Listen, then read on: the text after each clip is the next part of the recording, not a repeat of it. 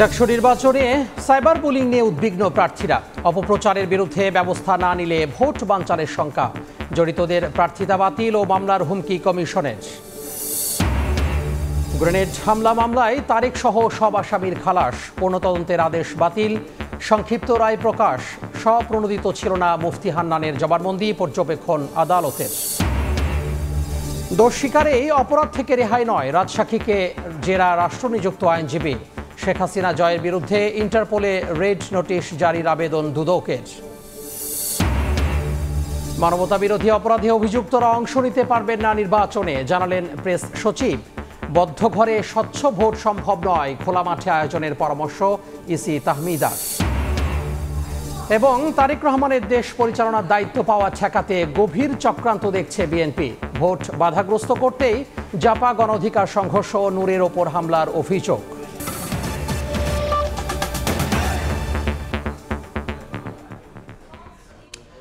সময় সংবাদের সঙ্গে আছি আমি তোহা খান তামিম। শুরুতেই ছাত্র সংসদ নির্বাচনের খবর।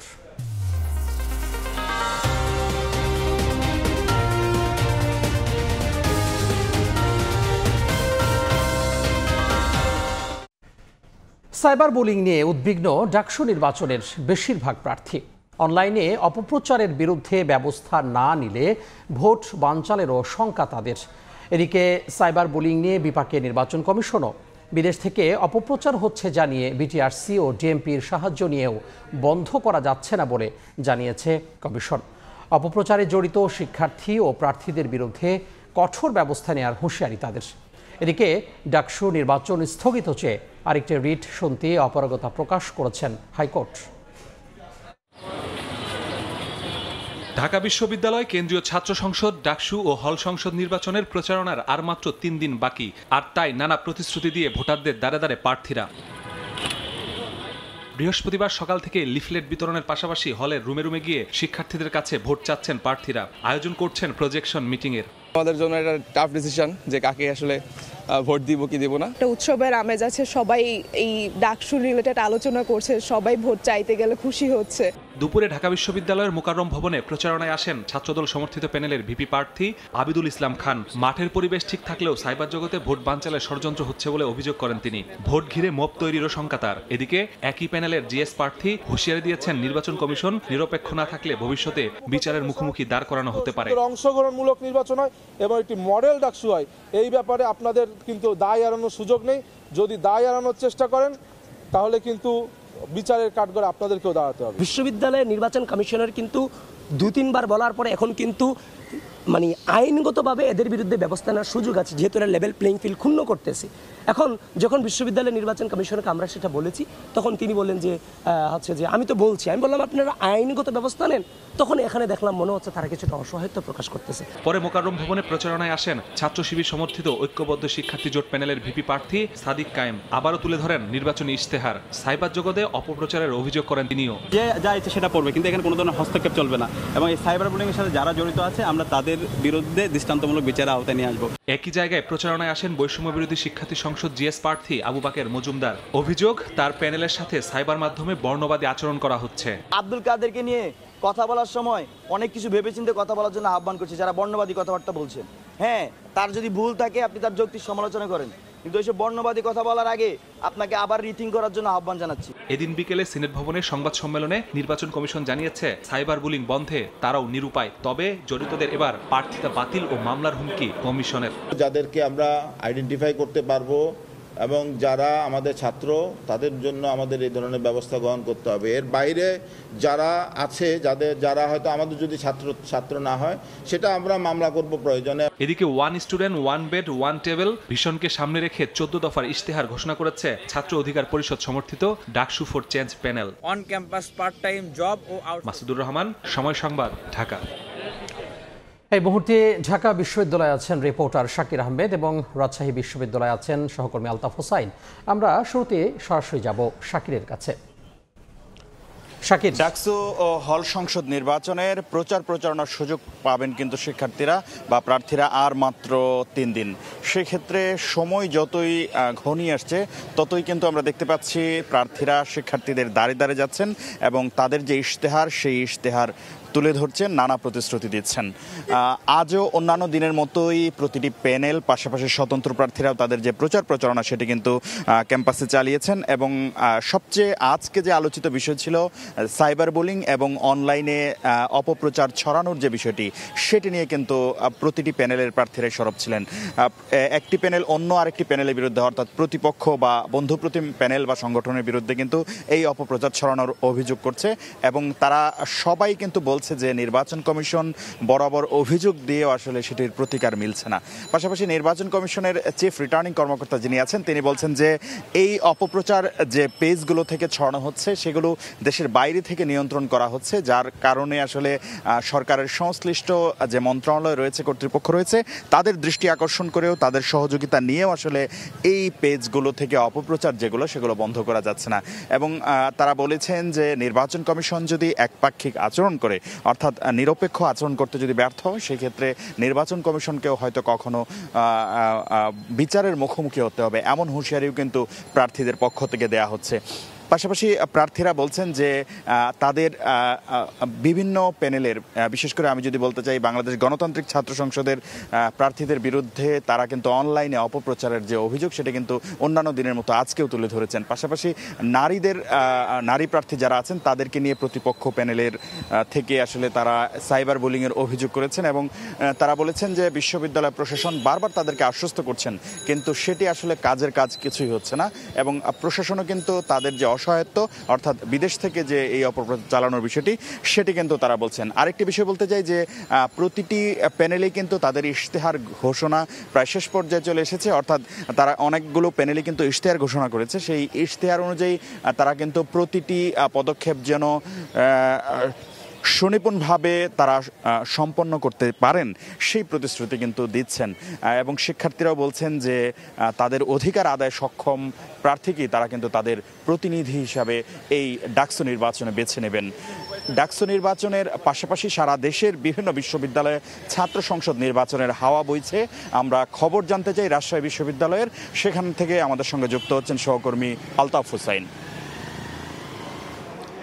ডাকসু নির্বাচনে আজ ছিল মনোনয়নপত্র দাখিলের প্রথম দিন। মূলত সকাল 9টা থেকে এই মনোনয়নপত্র দাখিল শুরু হয়। তবে আজ আমরা যেটি দেখেছি যে খুব বেশি প্রার্থী কিন্তু যারা মনোনয়নপত্র উত্তোলন করেছিলেন তাদের খুব বেশি আমরা দেখিনি জমা দিতে। এবং যেটি আমরা জানতে পেরেছি যে যেহেতু আগামী 7 সেপ্টেম্বর অর্থাৎ রোববার সেদিন মনোনয়নপত্র দাখিলের শেষ দিন, সেদিন হয়তো আসলে একটা চাপ তৈরি হবে মনোনয়নপত্র দাখিলের।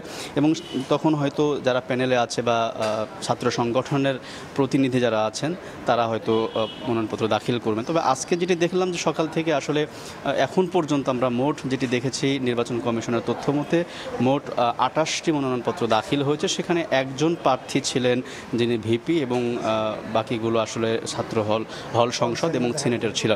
তো এর সাথে যেটি জানিয়ে রাখা ভালো যে মূলত গতকাল এই মনোনয়নপত্র উত্তোলনের শেষ দিন ছিল এবং বিশেষ করে আমরা জানি যে 3 দফা কিন্তু আসলে এই মনোনয়নপত্র বিতরণের তারিখ পেছানো হয় এবং সবশেষ গতকাল 5টা পর্যন্ত মনোনয়নপত্র এখানে উত্তোলন করা হয়। সেটি সংখ্যা ছিল 1233টি। সেখানে 489টি মনোনয়নপত্র আসলে উত্তোলন করে শুধুমাত্র রাকসু এবং সিনেট প্রতিনিধি প্রার্থীরা।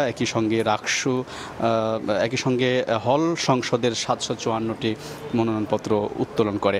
তো এর ভেতর দিয়ে আসলে নির্বাচন কমিশনের তথ্য মতে তারা যেটি বলছেন যে আগামী 7 সেপ্টেম্বর মনোনয়নপত্র দাখিলের শেষ দিন এবং তারপর দিন 8 সেপ্টেম্বর যাচাই বাছাই করা হবে, 10 সেপ্টেম্বর প্রার্থীদের প্রাথমিক তালিকা প্রকাশ করা হবে এবং 11 সেপ্টেম্বর নিষ্পত্তি, প্রার্থিতা প্রত্যাহার এই জাতীয় কাজগুলো শেষ করার পরে মূলত আগামী 25 সেপ্টেম্বর নির্বাচন অনুষ্ঠিত হবে। এবং একই সঙ্গে আজকে সারাদিনের কার্যক্রমে দেখেছি ডোপ টেস্টও হয়েছে, সেখানে অংশগ্রহণ ছিল শিক্ষার্থীদের। এবং পাশাপাশি যেটি বলে রাখা ভালো যে শিক্ষার্থীদের যারা স্বতন্ত্র প্রার্থী যারা আজকে মনোনয়নপত্র দাখিল করেছে তাদের অনেকে অভিযোগ আছে বা একটা শঙ্কা আছে নির্বাচন সুষ্ঠু হবে কিনা। তবে সেই বিষয়ে নির্বাচন কমিশনের আশ্বাস দিয়েছেন যে নির্বাচন সুষ্ঠু হবে। এই ছিল রাজশাহী বিশ্ববিদ্যালয়ে ডাকসু নির্বাচনের সবশেষ খবর। ছাত্র সংসদ নির্বাচনের খবর জানছিলাম সহকর্মীদের কাছ থেকে।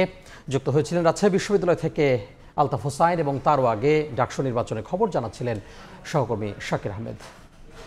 অন্য প্রসঙ্গ, 21শে আগস্ট গ্রেনেড হামলা মামলায় তারেক রহমান, লুৎফুজ্জামান বাবর সহ সব আসামির খালাসের রায় বহাল রেখেছেন আপিল বিভাগ। একই সঙ্গে স্বরাষ্ট্র মন্ত্রণালয়কে পূর্ণ তদন্তের নির্দেশ দিয়ে হাইকোর্টের দেয়া আদেশ বাতিল করা হয়েছে। রায়ের পর্যবেক্ষণে বলা হয়, মুফতি হান্নান সহ 12 আসামির স্বীকারোক্তিমূলক জবানবন্দি স্বপ্রণোদিত ছিল না।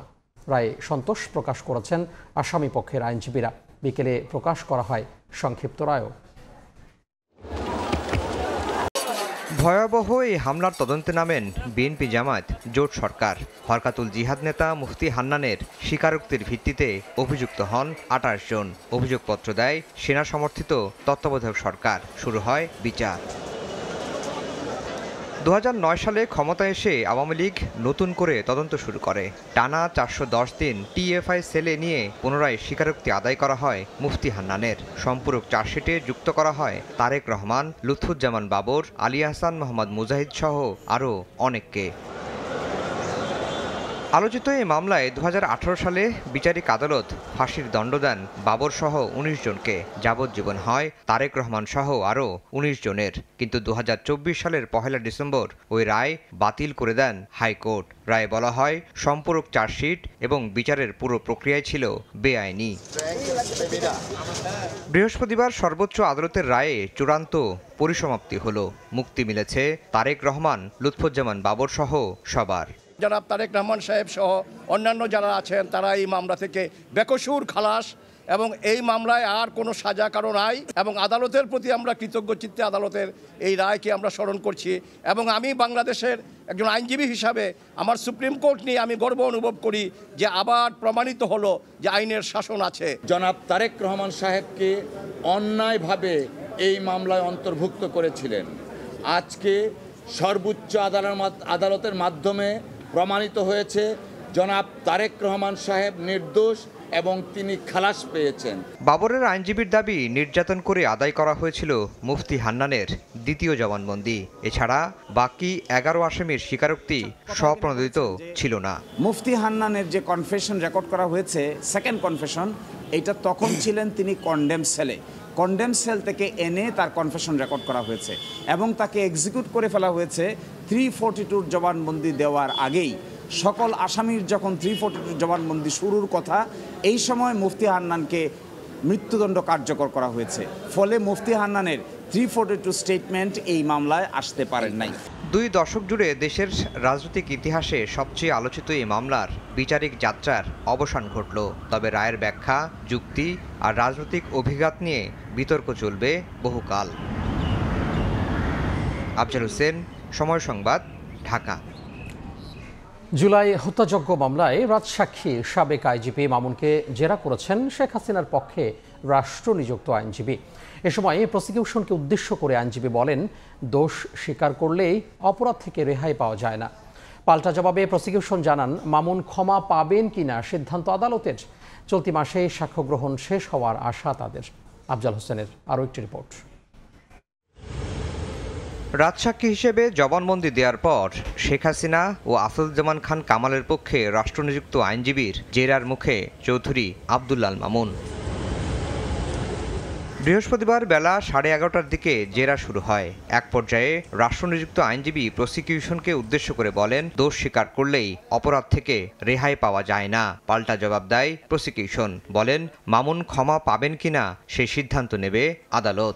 সাবেক প্রধানমন্ত্রী শেখ হাসিনা এবং সাবেক স্বরাষ্ট্রমন্ত্রী আসাদুজ্জামান খান কামাল, তারা কোনো অপরাধ করেছে, তারা কোনো হত্যার সঙ্গে জড়িত, এ কথা তো আমি বলি নাই। আমার কথা হলো, উনি দোষ স্বীকার করেছেন যে উনি হত্যার সঙ্গে জড়িত, উনি সকল অপরাধের সঙ্গে জড়িত, এটি স্বীকার করেছেন। অতএব যেহেতু তিনি স্বীকার করেছেন, অতএব তিনি ওনার স্বীকারোক্তি অবস্থা থেকে উনি নিষ্কৃতি পাইতে পারেন না। আমার বক্তব্য হলো যে আমার আসামি দ্বয় তারা কোনো অপরাধ করে না, তারা কোনো হত্যার সঙ্গে জড়িতও ছিল না, তারা কোনো নির্দেশও দেয়নি। যে উনি ওনার জবানবন্দিতেই বলেছেন, আমি ব্যবস্থা নিইনি, আমার কারণে আমার অধস্তনরা অপরাধ সংগঠন করেছেন, তার দায় আমার।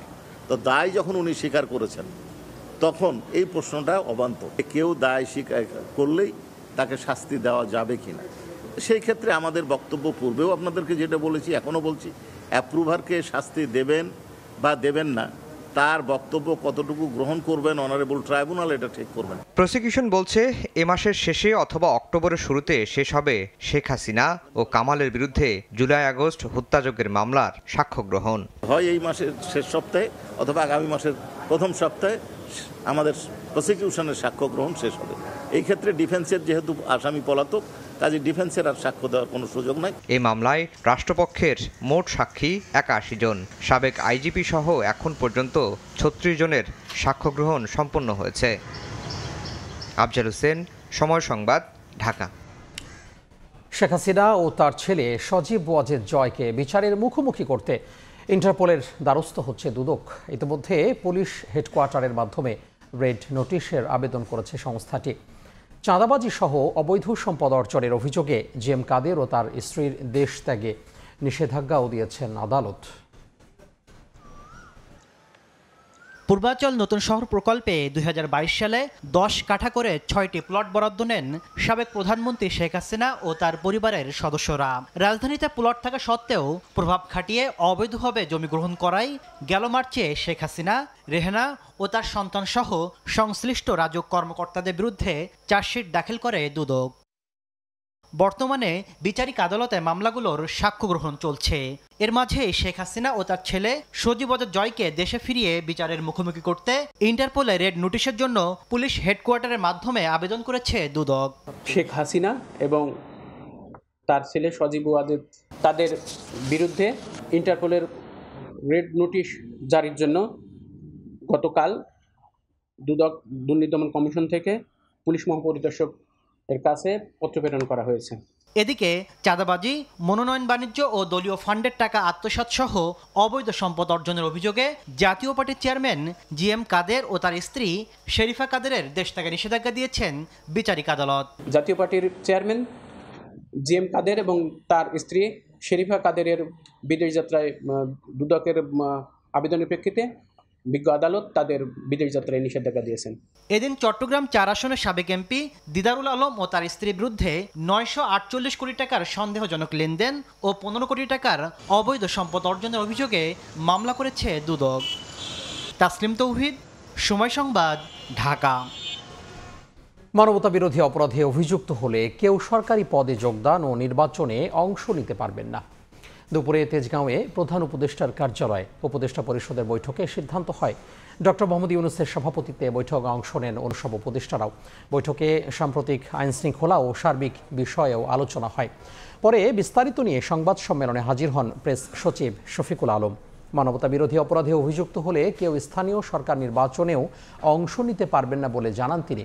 এ সময় প্রধান উপদেষ্টার বিশেষ সহকারী ফয়েজ আহমেদ তৈয়ব জানান, টেলিকমিউনিকেশন নেটওয়ার্ক ও লাইসেন্স নীতিমালা 2025 চূড়ান্ত অনুমোদন দিয়েছে উপদেষ্টা পরিষদ।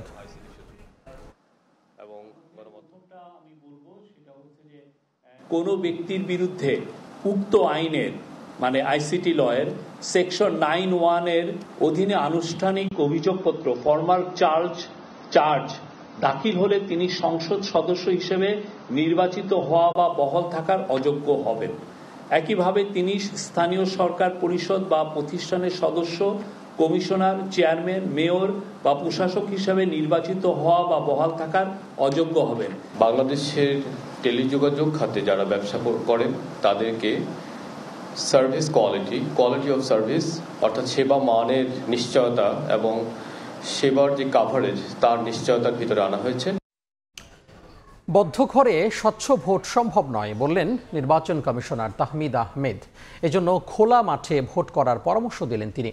গণমাধ্যম নীতিমালা নিয়ে সাংবাদিকদের সঙ্গে মতবিনিময় সভায় একথা বলেন ইসি তাহমিদা। কমিশন সহ সবাই আস্থার সংকটে রয়েছে উল্লেখ করে আস্থা পুনরুদ্ধারে সবাইকে সঠিকভাবে দায়িত্ব পালনের আহ্বান জানান নির্বাচন কমিশনাররা। ভোটের দিন সাংবাদিকরা কি করতে পারবেন আর কি করতে পারবেন না এমন বেশ কিছু বিধান রেখে নির্বাচনী সংবাদ সংগ্রহে গণমাধ্যম কর্মীদের জন্য নীতিমালা প্রণয়ন করেছে নির্বাচন কমিশন। তবে এই নীতিমালা গণমাধ্যম কর্মীদের অবাধ বিচরণে কোথাও কোথাও বাধা সৃষ্টি করতে পারে এমন শঙ্কা থেকে গত মাসে প্রধান নির্বাচন কমিশনারের কাছে স্মারকলিপি সহ সংশোধনী প্রস্তাব দেয় ইসিবিটের সংগঠন আরএফইডি। বৃহস্পতিবার গণমাধ্যম নীতিমালা নিয়ে সাংবাদিকদের সঙ্গে মত বিনিময় করে কমিশন। অনুষ্ঠানে যোগ দেন 4 কমিশনার সহ ইসি সচিব। নানা প্রতিবন্ধকতার কথা তুলে ধরেন সাংবাদিকরা। প্রিজাইডিং কর্মকর্তাকে অবহিত করে সংবাদ ও ছবি সংগ্রহের বিধান রাখছে, যা স্বাধীন সাংবাদিকতার পরিপন্থী। প্রিজাইডিং কর্মকর্তা নিজেরাই নির্বাচনী অপরাধে যুক্ত থাকেন। পরে কমিশনাররা সবাইকে যথাযথ দায়িত্ব পালনের আহ্বান জানিয়ে স্বচ্ছ ভোটের জন্য গণমাধ্যমের ভূমিকা খুবই জরুরি বলে মত দেন। বলেন, ভোটে কোনো অন্যায় প্রশ্রয় দেবে না ইসি। কোনো অন্যায় প্রশ্রয় দেব না ইনশাআল্লাহ। ভোট হতে পারে, অন্যায় কোনো প্রশ্রয় হবে না। কাজে আপনাদের সহযোগিতা চাই। আপনারা যে লিখিত ভাব দিয়েছেন স্বচ্ছ নির্বাচনের জন্য, ফেয়ার নির্বাচনের জন্য যেটা ভালো হয় সেটা আমি আপনি আপনারা সবাই মিলে কেউ কিন্তু আস্থার জায়গায় নাই। আমি আস্থার জায়গায় আসি, আমি দাবি করি না। এই যে পারস্পরিক শ্রদ্ধা বিশ্বাস, এটা যাতে সফলমত রাখা যায় বাস্তবতার নিরিখে, যার যার অবস্থান থেকে, যাতে আমরা একটা ভালো নির্বাচন করতে পারি। ভোট স্বচ্ছ করতে হলে খোলা মাঠে ভোট করতে হবে বলে মনে করেন নির্বাচন কমিশনার তাহমিদা আহমেদ। ওপেন স্পেসে নির্বাচন, সেটাই হবে ট্রান্সপারেন্ট। কিন্তু ওই কি বলে বদ্ধ ঘরে কোনোদিনও ট্রান্সপারেন্ট করতে পারবেন না। আর এত সাংবাদিককে একসাথে অ্যাকোমোডেট করাও যাবে না, আপনাদের মনও আমরা তুষ্ট করতে পারবো না। সুষ্ঠু নির্বাচন করতে গণমাধ্যম নীতিমালায় সাংবাদিকদের অবাধ বিচরণের জন্য যা যা করা দরকার তাই করা হবে বলেও জানান নাসিরউদ্দিন কমিশন। কাউসার চৌধুরী, কুমু, সময় সংবাদ, ঢাকা। বিএনপি ও তারেক রহমানকে ঠেকাতে নির্বাচন নিয়ে ষড়যন্ত্র চলছে মন্তব্য করেছেন দলটির নেতারা। কোনো চক্রান্তেই ভোট বানচাল করা যাবে না উল্লেখ করে সব অপতৎপরতা রুখে দেওয়ার হুঁশিয়ারি দেন তারা। যারা নির্বাচন বর্জনের কথা বলে তারা শেখ হাসিনার সুরে কথা বলছে বলেও মন্তব্য করেন বিএনপি নেতারা। চলমান রাজনৈতিক অস্থিরতা ও আইন শৃঙ্খলা পরিস্থিতি নিয়ে উদ্বিগ্ন বিভিন্ন রাজনৈতিক। এই পরিস্থিতি থেকে উত্তরণের একমাত্র পথ হিসেবে দ্রুত নির্বাচন আয়োজনের দাবি জানিয়ে আসছে বিএনপি সহ অন্যান্যরা। জাতীয় প্রেস ক্লাবের সামনে নির্বাচন নিয়ে ষড়যন্ত্রের প্রতিবাদে গণতন্ত্র ফোরামের প্রতিবাদ সভায় যোগ দেন বিএনপি চেয়ারপারসনের উপদেষ্টা জয়নুল আবেদিন ফারুক। এ সময় তিনি বলেন, নির্বাচন বানচালের ষড়যন্ত্রে লাভবান হবেন শেখ হাসিনা আর দিল্লি। বাংলাদেশের গণতন্ত্র প্রতিষ্ঠার একটা পথ সুগম হচ্ছে, সেই পথকে বাধা দেওয়ার আবার আপনারা ষড়যন্ত্র শুরু করেছেন।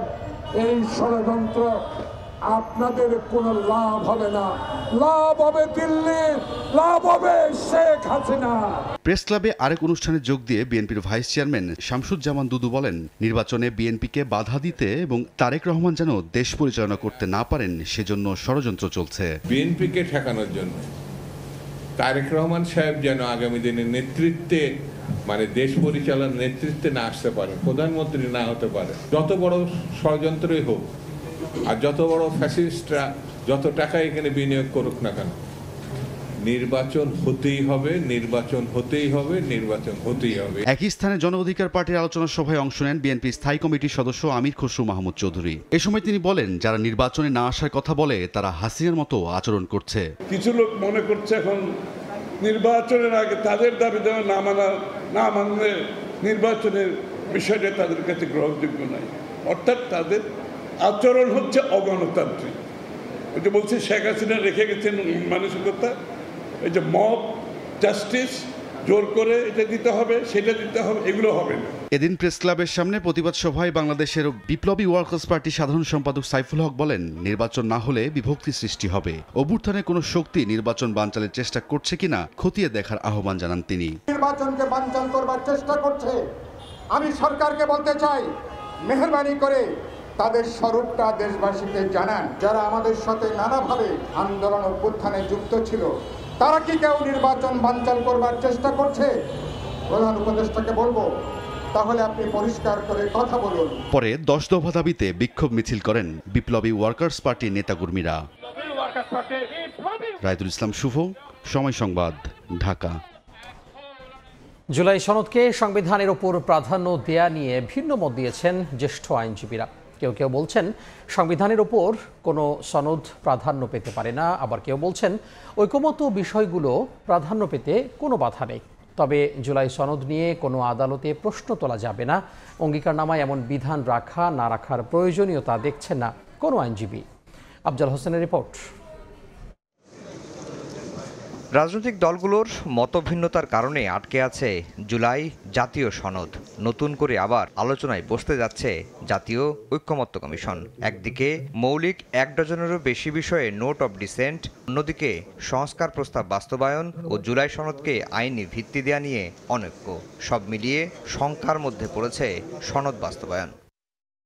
জুলাই সনদকে সংবিধানের উপরে প্রাধান্য দেয়া, সনদের ব্যাখ্যার ক্ষমতা আপিল বিভাগের হাতে ন্যস্ত করা এবং জুলাই সনদের কোনো বিধান নিয়ে আদালতে প্রশ্ন তোলা যাবে না, বাস্তবায়নের অঙ্গীকার নামায় এই ৩টি বিষয় নিয়েই মূলত মতভিন্নতা। এ বিষয়ে বিভিন্ন মতের সিনিয়র আইনজীবীদের সঙ্গে কথা বলে ২টি বিষয়ে কাছাকাছি মত পাওয়া গেছে। তবে মতের ভিন্নতা রয়েছে সনদকে সংবিধানের উপরে প্রাধান্য দেয়া না দেয়া নিয়ে। আমি মনে করি সেটা কারো সিনিয়র ২জন আইনজীবী বলছেন সংবিধানের উপর কোনো কিছুই প্রাধান্য পেতে পারে না। এ ধরনের প্রস্তাব বাস্তবায়নযোগ্য নয়।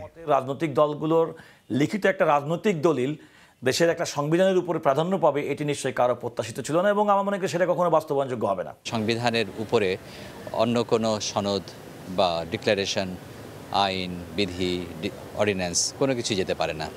তাদের সঙ্গে একমত নন এই ২জন আইনজীবী। তারা বলছেন অতীতে এরকম বহু নজির রয়েছে, রাজনৈতিক সমঝোতা হলে সব সম্ভব। জুলাই সনদ একটা গণ অভ্যুত্থানের ফল।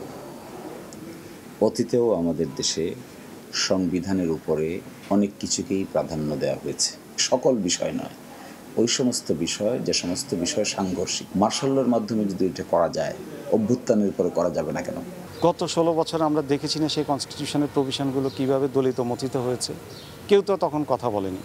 সুতরাং কনস্টিটিউশনের উপরে স্থান দেওয়া না দেওয়া এটা ওনারা বিজ্ঞজনরা বুঝবেন। দ্রুততম সময় এটা শেষ করেন, করে বাকি যে প্রায়োরিটিগুলো আছে সেটা করেন, না হলে রাষ্ট্র হিসাবে আমরা বিপদগ্রস্ত হয়ে যাব। যদিও জুলাই সনদ নিয়ে কোনো আদালতে প্রশ্ন তোলা যাবে না এমন বিধান রাখা না রাখার কোনো প্রয়োজনীয়তাই দেখছেন না ৪ জন আইনজীবী।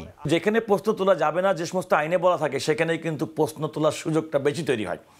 আদালত মনে করে যে যেহেতু প্রশ্ন তোলা যাবে না, সুতরাং আমাদের এই প্রশ্নের সমাধান করতে হবে যে প্রকৃতপক্ষে এই কাজটি এক্সিকিউটিভ কিংবা নির্বাহী বিভাগ কিংবা বিচার বিভাগ সঠিকভাবে করেছে কিনা। বলেছে আগে যে সমস্ত জায়গায়, সেগুলো আদালতে চ্যালেঞ্জ হয়েছে এবং বাতিলও হয়েছে।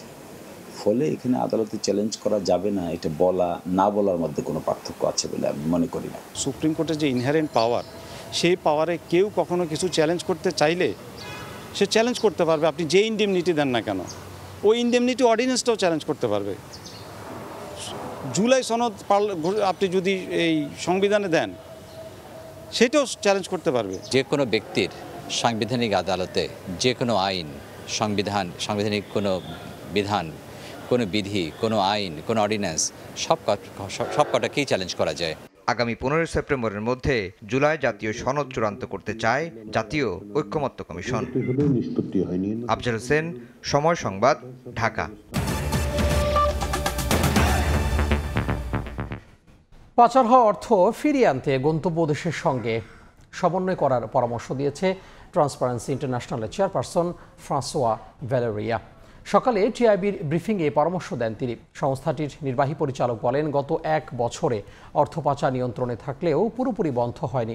অর্থ ফেরত আনার চেয়ে প্রতিরোধে গুরুত্ব দেওয়ার পরামর্শ তার।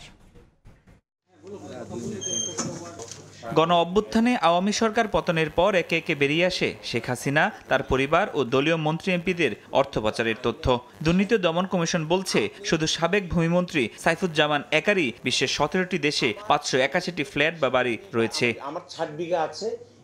দায়িত্ব নেওয়ার পর পাচার হওয়া অর্থ ফিরিয়ে আনতে কাজ করছে অন্তর্বর্তী সরকার। তবে অর্থ পাচার পুরোপুরি বন্ধ হয়নি বলে দাবি করছে টিআইবি। সকালে রাজধানীর ধানমন্ডিতে ট্রান্সপারেন্সি ইন্টারন্যাশনালের চেয়ারপারসনের বাংলাদেশ সফর উপলক্ষে সংবাদ সম্মেলনে সংস্থাটির প্রধান বলেন, পাচার হওয়া অর্থ ফিরিয়ে আনা জটিল প্রক্রিয়া, এখন উচিত পাচার প্রতিরোধে বেশি গুরুত্ব দেয়া। আমদানি এবং রপ্তানি বাণিজ্যে চালান জালিয়াতির মাধ্যমে যে অর্থ পাচার হয়, সেটা কিন্তু সিংহভাগ আমাদের অর্থ পাচারে সেটা ফুললি নিয়ন্ত্রিত হয়ে গেছে, সেটা আমি বলতে পারবো না। যেটা একবার পাচার হয়ে যায়, সেই টাকাটা ফেরত আনাটা খুবই কঠিন, প্রায় অসম্ভবের মতো কাছাকাছি। প্রতিরোধ করা যেন অর্থ পাচার না হয়, সেটা হচ্ছে আমাদের প্রায়োরিটি হওয়া উচিত।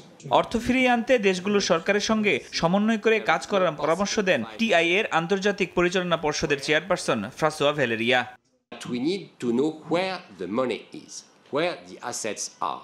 We can have cooperation, international cooperation. International cooperation is of the utmost important. July অভ্যুত্থানের পর দেশে দুর্নীতি একেবারে বন্ধ না হলেও পরিমাণ কমেছে বলেও মনে করেন TI chairperson. Even better than confrontational. Farhadur Rahman, Somoy Sangbad, Dhaka.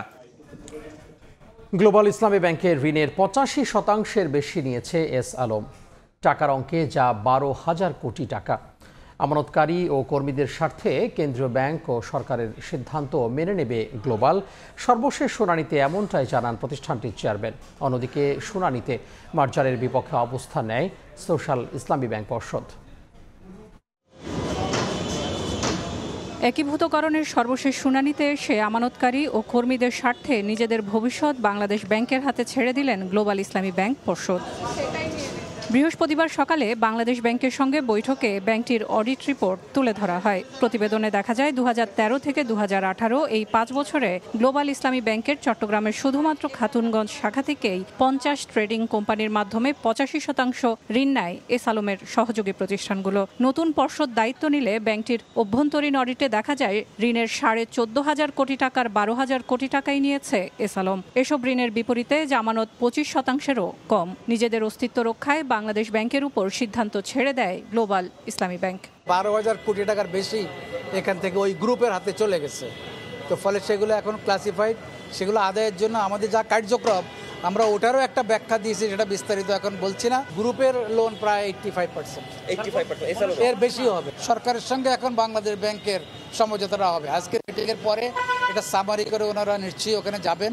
তখন গভর্নমেন্ট থেকে, মিনিস্ট্রি অফ ফাইন্যান্স থেকে যেটা আছে ওটা অ্যাওয়েটিং, কোনো টাইম ফ্রেম দেওয়া হয়নি। শেষ দিনের শুনানিতে নিজেদের অবস্থান তুলে ধরতে কেন্দ্রীয় ব্যাংকে উপস্থিত হয় সোশ্যাল ইসলামী ব্যাংক। ব্যাংকটির খেলাপি ঋণের হার 62%। বৈঠকে মার্জারের বিপক্ষে অবস্থান তুলে ধরে সময় চায় ব্যাংকটি। অনেক লায়াবিলিটি আসলে এসএলএম তৈরি করে গেছে, যে লায়াবিলিটি ইনিশিয়ালি ছিল না, পরবর্তীতে এলসিগুলো ম্যাচিওর করার পরে প্রচুর লায়াবিলিটি ক্রিয়েট হয়েছে। এগুলো পেমেন্ট করতে আমাদের আসলে অনেক চ্যালেঞ্জ ফেস করতে হয়েছে। ইউজুয়ালি রিকভার করতে অনেক সময় লাগে। সেটা আমরা বাংলাদেশ ব্যাংকে আমরা জানিয়েছি। আমরা কেন মার্জিংয়ে যাব? আমাদের ব্যাংকের অবস্থা খারাপ না। আমি চেয়ারম্যান সাহেবকে তো অনুরোধ করবো, আপনি একীভূত যাবেন না, আমরা উই ডোন্ট এগ্রি। এর আগে একীভূতকরণের তালিকায় থাকা ফার্স্ট সিকিউরিটি ইসলামী ব্যাংক ও ইউনিয়ন ব্যাংক একীভূতকরণের পক্ষে থাকার ইঙ্গিত দিলেও ঘুরে দাঁড়াতে সময় চায় এক্সিম ব্যাংক। সেলিয়া সুলতানা, সময় সংবাদ, ঢাকা। সিলিন্ডারের লিকেজ থেকে ছড়িয়ে পড়ে গ্যাস, পরে রান্নার জন্য চুলা জ্বালাতে ঘটে বিস্ফোরণ। নারায়ণগঞ্জের সোনারগাঁওয়ে একটি বাড়িতে গ্যাস সিলিন্ডার বিস্ফোরণে শিশুসহ একই পরিবারের 5 জন দগ্ধ হয়েছেন। তাদেরকে আশঙ্কাজনক অবস্থায় জাতীয় বার্ন ও প্লাস্টার সার্জারি ইনস্টিটিউটে ভর্তি করা হয়েছে। বৃহস্পতিবার ভোর 5:30টা রান্নার জন্য চুলা জ্বালাতে বিকট শব্দে ঘটে বিস্ফোরণ। নারায়ণগঞ্জের সোনারগাঁয়ে বিসিক শিল্পনগরীর মধ্যপাড়ায় একটি 3তলা বাড়ির নিচ তলায় পরিবার সহ ভাড়া থাকেন মানব চৌধুরী। ভোরে তার স্ত্রী চুলায় আগুন জ্বালাতেই বিস্ফোরণ ঘটে। মুহূর্তেই আগুন ছড়িয়ে পড়ে পুরো ঘরে। দগ্ধ হন মানব চৌধুরী সহ তার স্ত্রী ও 3 মেয়ে। খবর পেয়ে ঘটনাস্থলে পৌঁছে আগুন নিয়ন্ত্রণে আনে ফায়ার সার্ভিস। আগুন নিভাইতে বেশিক্ষণ লাগেনি, কিন্তু মানুষের চিল্লাফাল্লা কেউ আগুন নিভাইতে আয় নাই, এই কারণে হালকা একটু বাড়ছিল। তো তোষকের মধ্যে ধরছিল, পরে তোষক নিয়ে বাইরে ফেলাই দিছি, পরে আগুন নিভে গেছে। ওরা দগ্ধ অবস্থায় এখানে পড়ে আসছিল, তখন আমরা আইসা আগে আগুনটা নিভাই। ফায়ার সার্ভিসের প্রাথমিক ধারণা সিলিন্ডার লিকেজ থেকে এই দুর্ঘটনা। এটা সিলিন্ডার থেকে হয়েছে, যে সিলিন্ডারটা সেটা রুমের ভিতরে যেখানে বসবাস করে সেখানে রেখে তারা এটা কিন্তু রান্নাবান্নার কাজ করতো। দগ্ধদের রাজধানীর জাতীয় বার্ন ও প্লাস্টিক সার্জারি ইনস্টিটিউটে নিয়ে ভর্তি করা হয়েছে। শরীরের 22 থেকে 70% পুড়ে যাওয়ায় সবার অবস্থায় আশঙ্কাজনক। সর্বনিম্ন 22% এবং সর্বোচ্চ যার পুড়েছে তার 70% পুড়েছে। সবার শ্বাসনালী পুড়েছে, সবাই আসলে আশঙ্কাজনক অবস্থায় আছে এবং সবাইকে আমরা এসডিও এবং আইসিইউ সাপোর্টে চিকিৎসা চলমান রেখেছি। বিসিক শিল্পনগরীর ফ্যালকন টেক্স লিমিটেডের শ্রমিক মানব চৌধুরী গত 1 মাস ধরে ওই বাসায় বসবাস করছেন। চন্দ্রা বিশ্বাস, ববি, সময় সংবাদ। সাংবাদিক মঞ্জুরুল আলম পান্নার জামিন শুনানির সময় এজলাসে সাংবাদিকদের ওপর হামলার ঘটনা ঘটেছে। এ সময় মারধরের শিকার হয়েছেন সময় সংবাদের রিপোর্টার আসিফ মোহাম্মদ সিয়াম। দুপুরে ঢাকার মেট্রোপলিটন ম্যাজিস্ট্রেট হাসিবুল্লাহ পিয়াসের আদালতে সাংবাদিক মঞ্জুরুল আলম পান্নার জামিন শুনানিকালে হট্টগোলের এক পর্যায়ে কয়েকজন আইনজীবী গণমাধ্যম কর্মীদের ওপর চড়াও হন। এ সময় সাংবাদিক আসিফ মোহাম্মদ সিয়ামকে মারধর করেন মহিউদ্দিন মাহি নামের এক আইনজীবী। হট্টগোলের মাঝে আদালত ছাড়েন ম্যাজিস্ট্রেট।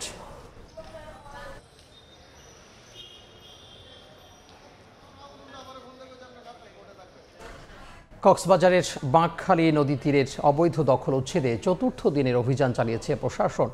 উচ্ছেদের প্রতিবাদে ব্যারিকেড দিয়ে বিক্ষোভ করে স্থানীয় জনতা। সকালে বাঁকখালী নদীর কস্তুরঘাটে জড়ো হয় আইন শৃঙ্খলা বাহিনী। চারপাশে বাঁশ ফেলে দেওয়া হয়, ব্যারিকেড নিয়ন্ত্রণ করা হয় চলাচল। পরে নদীর বন্দর মোকাম অংশে শুরু হয় উচ্ছেদ কার্যক্রম। গুঁড়িয়ে দেওয়া হয় অবৈধ স্থাপনা। এদিকে পেশকার পাড়া অংশে স্কুল শিক্ষার্থী থেকে শুরু করে শত শত নারী পুরুষ সড়কে বসে বিক্ষোভ করেন। তাদের দাবি বসতি ছাড়বেন না তারা। এদিকে গত 2 দিনে উদ্ধার করা হয় বাঁকখালী নদীর 70 একর জমি।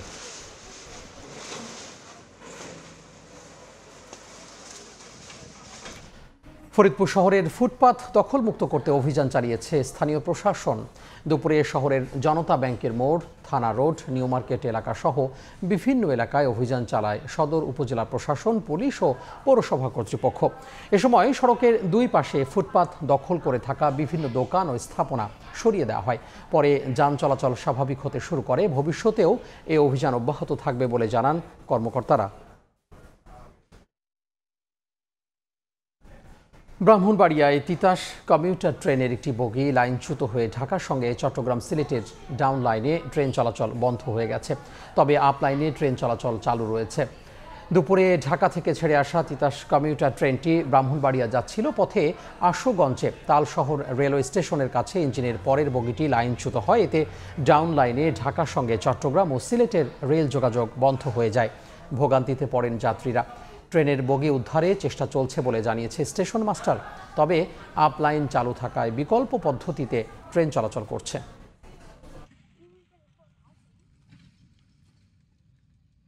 একটা বগি লাইনচ্যুত হয়েছে।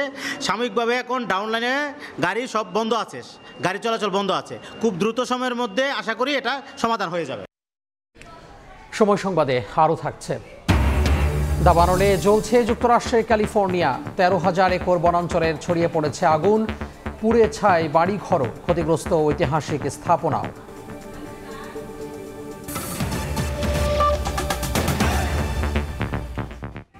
হয়রানিমূলক নাগরিক সেবা নিশ্চিতে চালু হলো নাগরিক সেবা।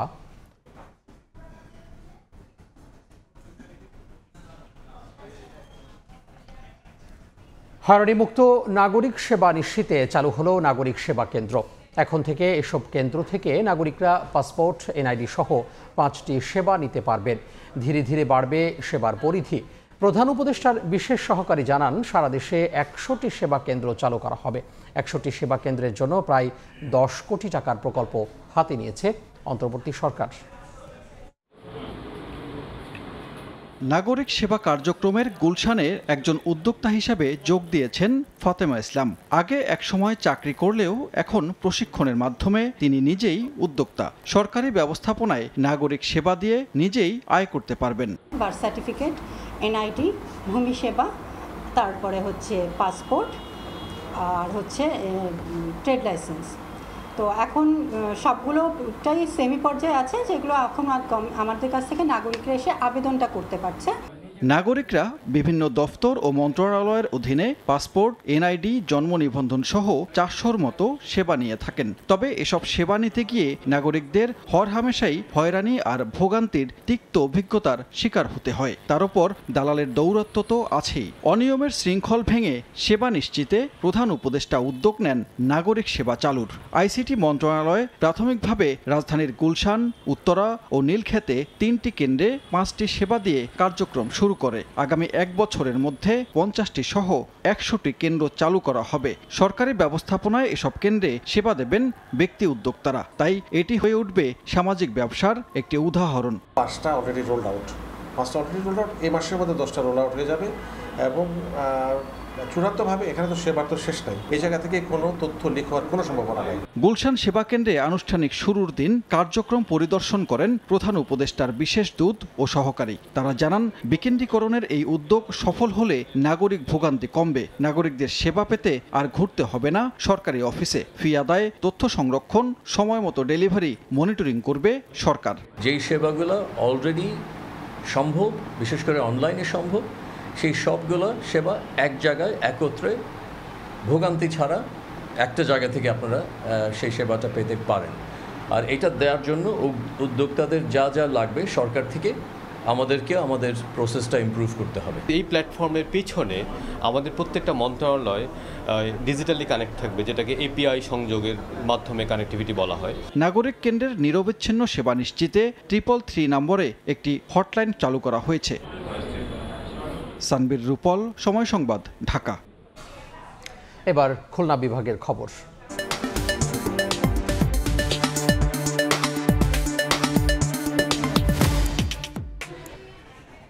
একসময়ের শিল্পনগরী খ্যাত খুলনা দিন দিন অর্থনৈতিকভাবে পিছিয়ে পড়ছে। বন্ধ হয়েছে একের পর এক শিল্প প্রতিষ্ঠান, কর্মহীন হাজারো শ্রমিক। থমকে আছে ইকোনমিক জোন, বিমানবন্দর ও সেতু সহ নানা উন্নয়ন প্রকল্প। কাঙ্ক্ষিত বিনিয়োগ ও কর্মসংস্থান না হওয়ায় ক্ষোভ বাড়ছে বাসিন্দাদের। যদিও প্রশাসন বলছে স্থবির হয়ে যাওয়া প্রকল্পগুলো চালু করতে উদ্যোগ নেওয়া হচ্ছে। নেয়ামুল হোসেন কোচির তোলা ছবিতে আব্দুল্লাহ আল মামুন রুবেলের রিপোর্ট। একসময়ের শিল্প ও বন্দরনগর হিসেবে পরিচিত খুলনা দিন দিন হারাচ্ছে তার অর্থনৈতিক গতিশীলতা। দীর্ঘ এক যুগে বন্ধ হয়েছে নিউজপ্রিন্ট মিল, টেক্সটাইল মিল সহ বহু শিল্প প্রতিষ্ঠান। 5 বছর আগে বন্ধ হয়ে যাওয়া 9টি রাষ্ট্রায়ত্ত পাটকলের 4টি ইজারায় চালু হলেও তা চলছে খুঁড়িয়ে খুঁড়িয়ে। ফলে এ অঞ্চলে কর্মহীন হয়ে পড়েছেন প্রায় 35,000 শ্রমিক। মিল বন্ধ করে দিয়ে অন্তত 30,000 না 50,000 শ্রমিকরা একবারে অসহায় রাস্তায় নামাই দিয়েছে। মিলগুলো বন্ধ হওয়ার পরে এই এলাকাটা পুরোটাই মনে করেন যে আপনার কর্মসংস্থান শূন্য হয়ে পড়ছে। আমাকে খুলনা কোনো প্রতিষ্ঠান খুলতো, তাহলে কিছু বেকার যুবকরা কাজ কাম করে ডাইল ভাত খাতি পারত। গত এক দশকে এ অঞ্চলে একে একে শিল্প প্রতিষ্ঠান বন্ধ হয়ে যাওয়া ও নতুন শিল্প প্রতিষ্ঠান গড়ে না ওঠায় কর্মহীন মানুষের সংখ্যা বেড়েই চলছে। পরিসংখ্যান ব্যুরোর তথ্য অনুযায়ী খুলনায় কর্মসংস্থান আছে মাত্র 42% মানুষের। অর্থনৈতিক গতিশীলতা ফেরাতে কর্মসংস্থান সৃষ্টির বিকল্প নেই বলছেন বিশেষজ্ঞরা। এজন্য অবকাঠামোগত উন্নয়নে সমন্বিত পরিকল্পনা গ্রহণের পরামর্শ তাদের। বড় যেটা চ্যালেঞ্জের জায়গা সেটা হচ্ছে খুলনার মধ্যে অভ্যন্তরীণ যে যাতায়াত বা যোগাযোগ ব্যবস্থা, এটা কিন্তু বড় ধরনের উইকনেস রয়ে গেছে। যদি ডেভেলপ করতে হয় প্রয়োজনীয় ইনফ্রাস্ট্রাকচার তৈরি করতে হবে, বিনিয়োগকারীদের আকৃষ্ট করতে হবে। যদিও এ অঞ্চলে শিল্প ও বিনিয়োগ বাড়াতে নানা প্রকল্প নেওয়া হলেও বছরের পর বছর তা স্থবির হয়ে আছে। 2017 সালে ইকোনমিক জোনের উদ্যোগ হলেও স্থান নির্ধারণ জটিলতায় তা আলোর মুখ দেখেনি। ফলে ভোলা থেকে খুলনায় গ্যাস সরবরাহ প্রকল্প পিছিয়েছে। ভূমি অধিগ্রহণ শেষে সীমানা প্রাচীর নির্মাণ হলেও রামপালের বিমানবন্দর 4 বছর ধরে অগ্রগতি শূন্য। একইভাবে জেলার অন্তত 6টি সেতু প্রস্তাবনায় আটকে আছে। এসব কারণে কর্মসংস্থান ও অর্থনৈতিক অগ্রগতি ব্যাহত হচ্ছে বলে ক্ষুব্ধ নাগরিক নেতারা।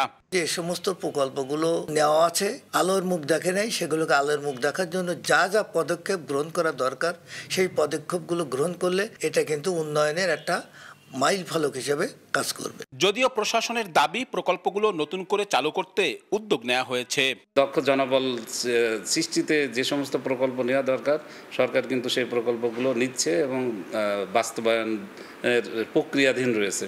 4,394 বর্গ কিলোমিটারের এই খুলনায় মোট জনসংখ্যা 26 লাখেরও বেশি। আব্দুল্লাহ আল মামুন রুবেল, সময় সংবাদ, খুলনা। এবার বায়ুমানের খবর।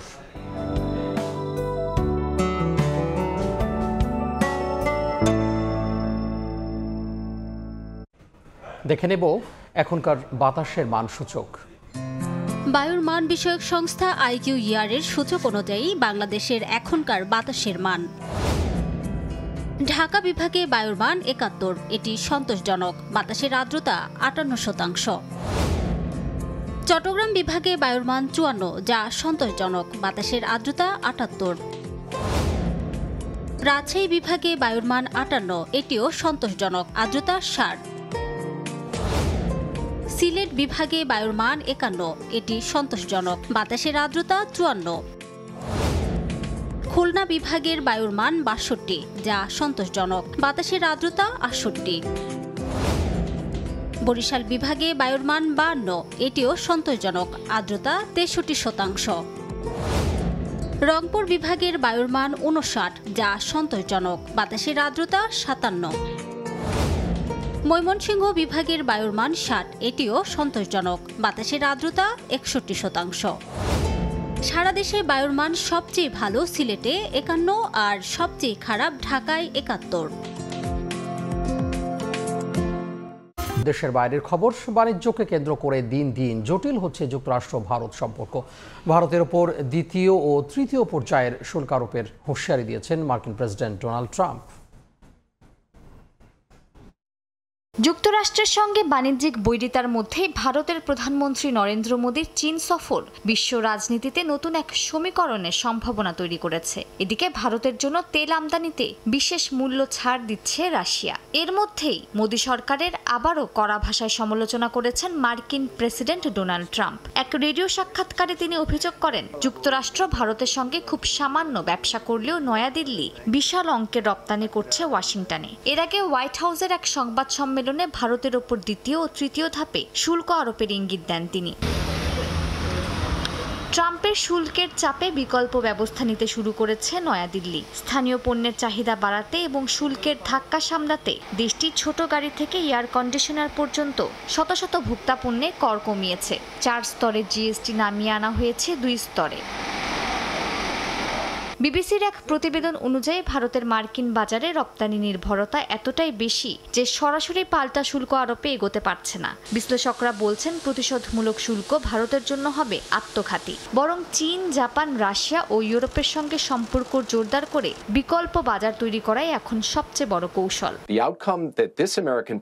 এর মধ্যে সাবেক মার্কিন জাতীয় নিরাপত্তা উপদেষ্টা জেক সুলিভান অভিযোগ করেছেন, পাকিস্তানে ট্রাম্পের ব্যক্তিগত ব্যবসায়িক স্বার্থের কারণে নষ্ট হয়েছে যুক্তরাষ্ট্র ভারত সম্পর্ক। তিনি দাবি করেন, এ বছরের শুরুতে ট্রাম্প পরিবারের নিয়ন্ত্রণাধীন crypto company World Liberty Financial Pakistan crypto কাউন্সিলের সঙ্গে চুক্তি করে। সেই সূত্রেই ইসলামাবাদে মার্কিন বিনিয়োগ ও তেল সম্পদ উন্নয়নের নতুন পথ খুলে দেওয়া হয়। সুলিভানের অভিযোগ, ট্রাম্পের ব্যক্তিগত লাভের জন্য কূটনীতি উৎসর্গ করা হয়েছে। মালিহা সুহরওয়ার্দী, সময় সংবাদ। আবারও ভয়াবহ দাবানলের কবলে যুক্তরাষ্ট্রের ক্যালিফোর্নিয়া অঙ্গরাজ্য।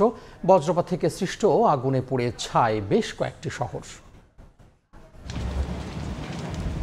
দাউ দাউ করে জ্বলছে যুক্তরাষ্ট্রের ক্যালিফোর্নিয়া অঙ্গরাজ্যের 2টি কাউন্টি। পুড়ে ছাই প্রায় 13,000 একর বনাঞ্চল। পুড়ে গেছে বেশ কিছু বসতবাড়িও। তীব্র বাতাস ও শুষ্ক আবহাওয়ার কারণে আগুন নিয়ন্ত্রণে আনতে বেগ পেতে হচ্ছে বলে জানিয়েছে দমকল বাহিনী।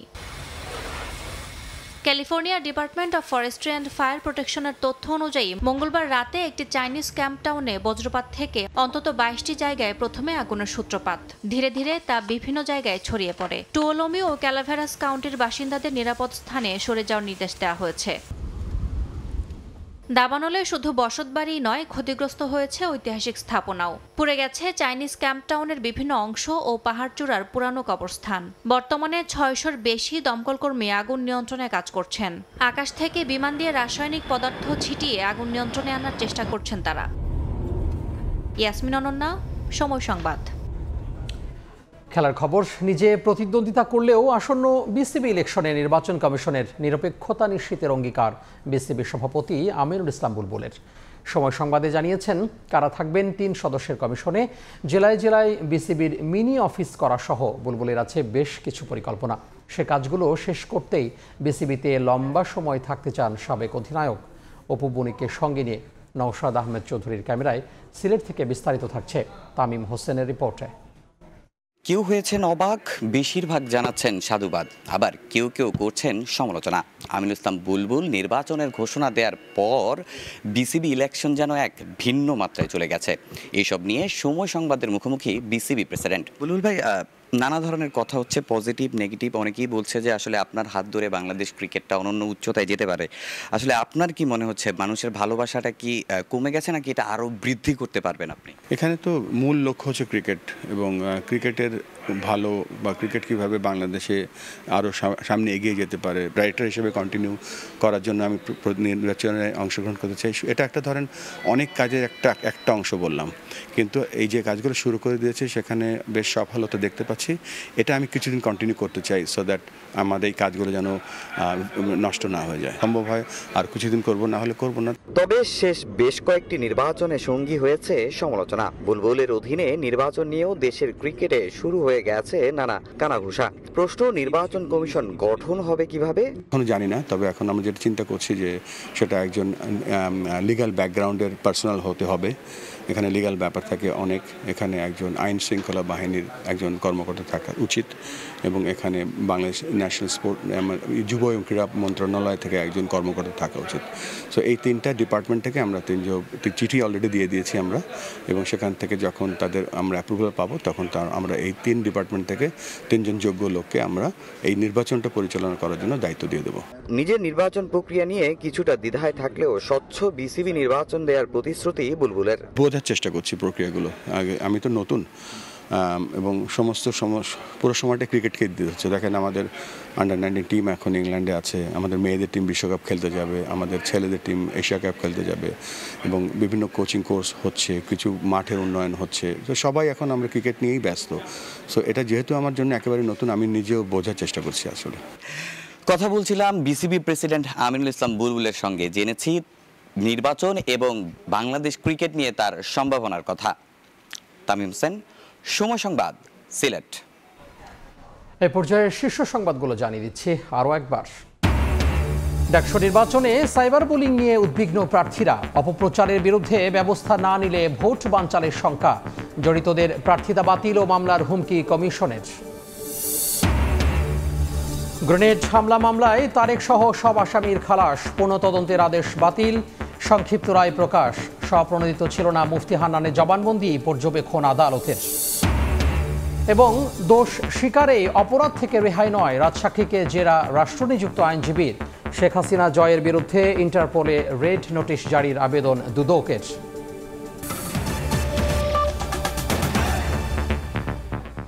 এই ছিল সময় সংবাদে। সঙ্গে থাকুন সময়ের।